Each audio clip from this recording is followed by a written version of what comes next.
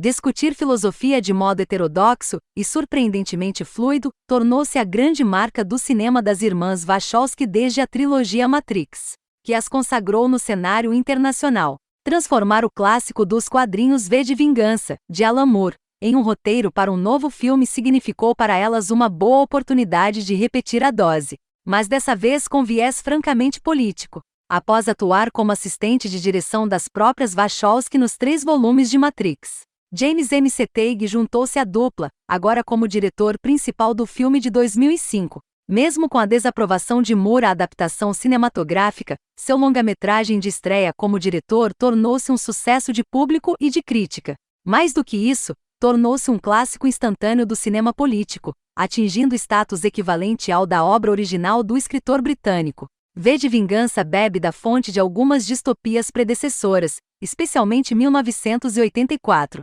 Mas não se torna por isso preguiçosa ou meramente requentada. Felizmente, ela possui identidade própria, visual e ideológica. A história do anti-herói mascarado que contra-ataca o governo fascista que se instalou na Inglaterra é uma reunião bastante exitosa de vários elementos dos regimes totalitários. E, logo na primeira cena, o discurso ultranacionalista do comandante Lewis Protero, Roger Allam, já dá o tom da obra como um todo.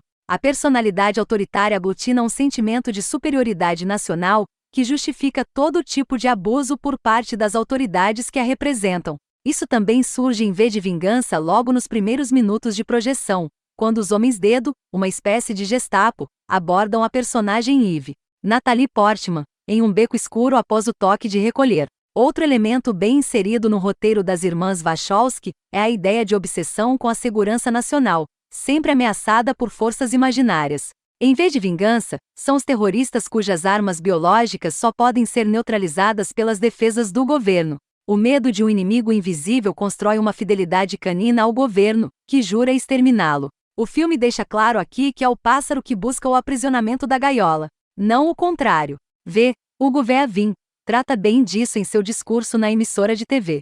O roteiro acerta também quando mostra a atividade artística assustada nessa sociedade totalitária. A arte aparece tão marginal quanto os personagens que demonstram apreço por ela. E. Gordon, Stephen Fry, escondem diversas obras nos porões de suas casas e citações de Goethe e Shakespeare são proferidas pelo protagonista como reminiscências de um mundo que se perdeu, mas que tem muito a dizer a Sutler, John Hurt, Creed, Tim Pigott-Smith e Protero. É preciso entender o que V de Vingança nos diz. O fascismo odeia, acima de qualquer coisa, o estudo e o conhecimento. Não é possível adotar discursos tão rasos, acreditar em tantas teorias conspiratórias, nem combater inimigos tão fantasiosos, sem afundar em absoluta ignorância. O longa-metragem compõe com grande desenvoltura todo o cenário de um regime totalitário. Com material tão bom em mãos, o diretor James McTeigue não precisaria de mais do que uma direção correta para que tudo funcionasse bem. Mas Hugo Weaving e John Hurt exibem atuações muito acima da média. O segundo, vivendo o alto chanceler com esgares hitlerianos, arranca risadas com seu histrionismo quase sempre registrado em primeiríssimo plano. A direção de McTeigue e a montagem de Martin Walsh também brilham na melhor cena do filme, em que o inspetor Eric Finn, Stephen Rea, faz uma longa narrativa sobre a cadeia de eventos que terminariam no caos generalizado. Enquanto o personagem narra, os acontecimentos vão sendo decupados na tela, em um crescendo que culmina em uma das melhores frases: com tanto caos, alguém vai fazer alguma bobagem, e um dos melhores planos de todo o filme. V de Vingança já valeria só por essa assombrosa aula de montagem, que mantém o espectador incapaz de se mover na cadeira. Mas ver o sonho anarquista do anti-herói sendo concretizado pouco depois não é um momento menos memorável. Uma das grandes qualidades do filme é a de fazer o espectador comprar a causa de V, ainda que ela pareça tão violenta quanto os próprios atos do governo, apenas com vetor contrário. Há quem critique V de Vingança por adotar um discurso de rebeldia baseado nessa violência. Acho um erro. Enxergo nesse discurso, ficcional, vale dizer, muito mais um artifício retórico do que propriamente uma apologia real à violência.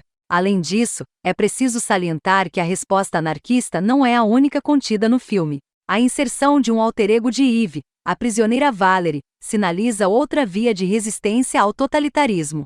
A leitura da história completa da personagem, registrada em papel higiênico na prisão, a torna novamente humana. Para entender isso melhor, Basta pensarmos o porquê, por exemplo, de os prisioneiros do Holocausto terem sido marcados por números. Não se tratava apenas de facilitar a sua identificação, mas de desumanizá-los ao lhes negar a sua própria biografia, como seres sem história, de existência provisória e marcados para o extermínio. É por isso que, ao restaurar biografias, V de Vingança dá a mais interessante de todas as respostas ao totalitarismo, a humanista. A adaptação cinematográfica do clássico de Alan Moore pode, e deve ser lida em diferentes camadas ao estabelecer um retrato tão complexo do totalitarismo. Por oferecer doses tão altas de um idealismo quase juvenil à construção do protagonista, é impossível ficar indiferente também à sua cena final. Mais do que violência, assistir ao parlamento inglês indo aos ares ao som de Tchaikovsky liberta um desejo de transgressão bastante saudável na resistência ao fascismo, que sempre olha de soslaio para a história. E se o cinema é mesmo movido pelo poder da imagem, há que se reconhecer a extraordinária força simbólica dessa. No filme V de Vingança, produzido os irmãos Wachowski, os mesmos de Matrix, nos revelam um regime fascista, uma sociedade controlada e um herói disposto a libertá-los da opressão, onde muitos podem ter criado um novo conceito de liberdade. Outra realidade nos mostra como a indústria cinematográfica é usado para controlar a oposição futura e implementar a ordem do caos. Os irmãos Wachowski, conhecidos pela saga Matrix, levou a adaptação cinematográfica das histórias em quadrinhos de V de Vingança, escrita por Alan Moore. O escritor britânico, chamado por muitos como Shakespeare dos quadrinhos, tem um fascínio curioso pelo ocultismo, e que não teve problemas em reflete-los em seus HQs. Com base em seus próprios escritos e as referências escondidas, podemos perceber como o filme V de Vingança promove o ocultismo. Satanismo é o anarquismo em resposta a uma futura nova ordem mundial. Muitas das referências simbólicas escondidas em Hollywood têm uma relação estreita com os ensinamentos do satanista e praticante de magia negra de Aleister Crowley. No caso de Alan Moore, escritor de V de Vingança, e outro conhecido personagem, John Constantine from Hell, ou A Liga dos Homens Extraordinários, revelou publicamente que desde cedo teve um fascínio os escritos do ocultista. Em um dos manifestos de Aleister Crowley chamado The Book of the Law, profeticamente anuncia o início de a Era de Horus, ou Era de Aquário, uma era onde o cristianismo teve que acabar para começar o reinado de Horus ou Lúcifer. O que vemos em V de Vingança é realmente a adaptação deste livro oculto, que de uma forma mais sutil, o que sugere a chegada de um personagem que iria acabar com o regime cristianismo ditatorial. Em outra das lições, o Livro da Lei diz que um dos princípios fundamentais da nova idade satânica seria: faça o que você quer é ser o todo da lei. Mesmo nas HQs de Alan Moore vemos o uso dessa frase durante as diversas cenas. Moore afirmou que Aleister influenciou a cultura popular, e seus seguidores poderiam manter contato com várias entidades e, canalizando estas, poderiam afetar as grandes massas. Levando isso para as palavras de Moore, podemos garantir que ele estava sendo influenciado por essas entidades, mesmo antes da prática mágica de Crowley. Em ambos os quadrinhos e o filme se parece com o personagem principal de V, é uma experiência que diz respeito a um despertar espiritual. Este foi um reflexo da própria experiência de Moore no gnosticismo, ao qual foi guiado por estas entidades. Ele menciona: sim, eu decidi que iria se tornar um mago quando completei 40 anos. Isso foi em 18 de novembro de 1993. Em 7 de janeiro do ano seguinte, foi quando de repente fui atingido por um raio. Era tudo um pouco estranho. Um par de meses depois, eu estava provavelmente em algum estado esquizofrênico. Eu estava realmente desaparecido. É uma resposta natural. Falava de maneira confusa como um idiota. Estou surpreso, quando me lembro que eu estava dizendo, em grande parte, pelo menos, tem um pouco de sentido, porque eu era como uma névoa divina. Vejo tudo agora, você sabe, eu deveria ter sido insuportável para 2 ou 3 meses, mas agora eu fiz o resto da minha vida. Agora eu posso encarar a funcionalidade em um nível prático. Eu estava aparentemente em uma conversa com uma entidade.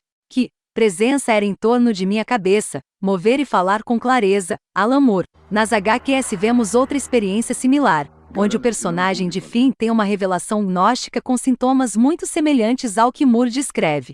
Finn teve que experimentar o mesmo que V experimentou para que você possa compreendê-lo e encontrá-lo. Nesta viagem causada pelos efeitos de drogas, ele está na cadeia, um reflexo da sociedade hoje e que deve ser lançado. Parte de sua iluminação de Finn foi despir-se, da mesma forma que V. Em seguida, o personagem mencionado sobre seu novo estado de iluminação. O caminho.